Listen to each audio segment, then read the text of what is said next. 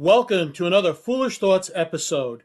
This is Joseph Barone, aka A Fool for Learning, your training and learning consultant.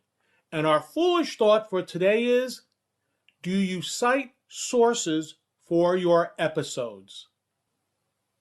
In early December, the podcast movement, a community of podcasters, asked a question on X, formerly Twitter. Do you cite sources for your episodes? Before I provide you with my response, think about what has happened to the president of Harvard in November and December of 2023. First, she was accused of plagiarism, and although the board allowed her to correct those small number of errors, she was then accused of 40 more counts of plagiarism. Eventually, she was forced to resign as president. Now, I know what you're saying. She still has her job as a professor at the Harvard Law School and is making about $900,000 a year. So is she really being punished? Well, that's a whole other issue. However, let's get back to the original question posed.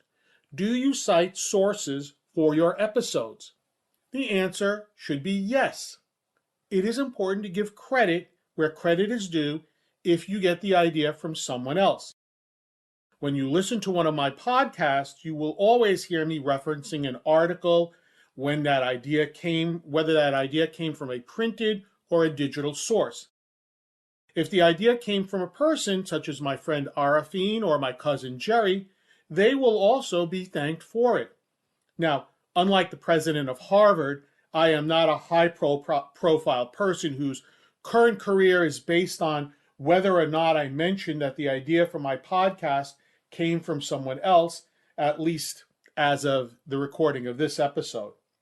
Nevertheless, it should go without saying that the reason you give people credit for an idea or concept is that it is simply the right thing to do. So always give credit where credit is due. It does not take much to do, and more importantly, it is the right thing to do. And you don't have to be the president of an Ivy League university to know that. Hopefully, I have given you something to think about. And if you learned something from this episode, please take a moment to like, comment, or subscribe. To learn more about A Fool for Learning and how I can assist you and your organization with an appropriate learning solution to meet your business needs, please visit my website at afoolforlearning.com.